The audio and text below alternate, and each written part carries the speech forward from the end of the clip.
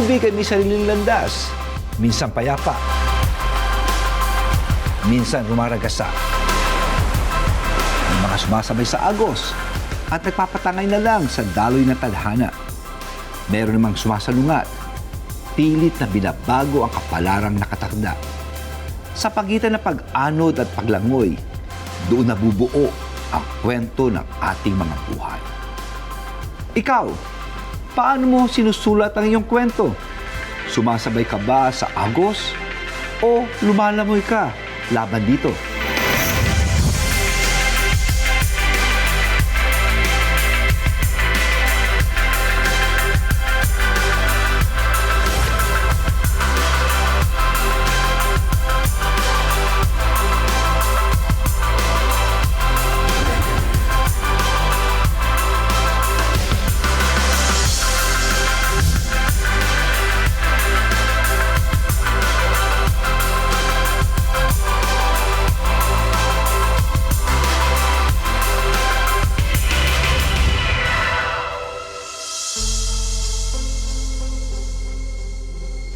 Mula sa mga hindi natutulog na kalsada ng mga syudad na Mandaluyong at Quezon, nilakbay natin ang makasaysayang kabundukan ng Pandibulacan. At ngayon, tayo tatawid sa ilog ng Cagayan. Lusong na, kapit kamay tayong tutungo sa bayan ng Alcala.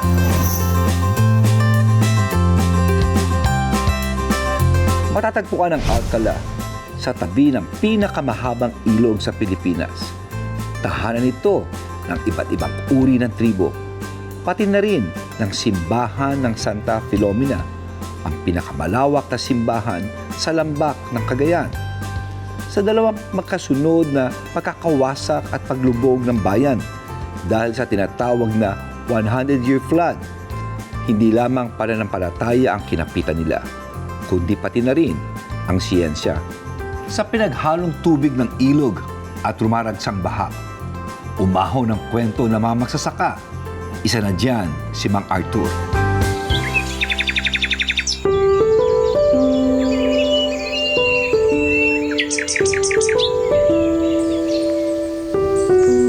Arthur, paspas! Sayang ang init ng araw para sa mga mais. Paspas! Eh, yun po yung ginagawa ko, Lolo. Nandito na ako sa likod mo. Tanaw na tanaw ko po kayo, wala pang isang dipa. Sus, Mariosep.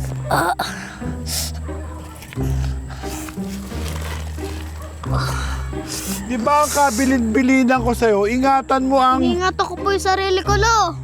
Wala naman po akong sugat. Malakas yata itong apo nyo. Ang wika ko, hindi mo iniingatan ang mga butil ng mais.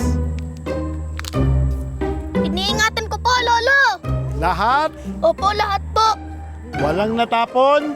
Naibalik ko na po sa sako. Lahat, Opo.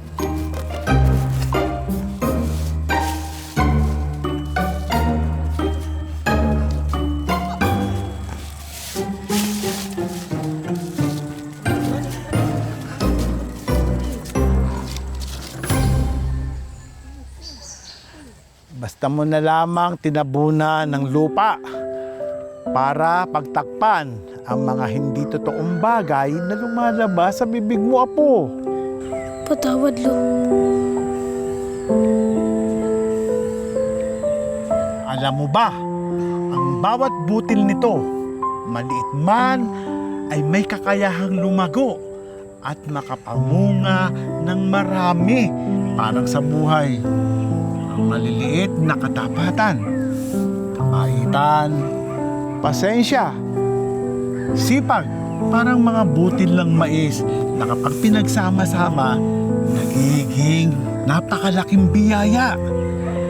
Huwag mo sanang kalilimutan na ang binhing ito ang bumubuhay sa ating lahi, magmula pa sa ating mga kanununuan hanggang sa'yo at sa mga sumusunod pa. Kaya mangako ka, pahalagahan mo ang ating gintong maisan at ang lupaing binubungkal ng mga nauna pa sa'yo. Pangako po, Lo, aalagaan ko po ang mga pamanan mo.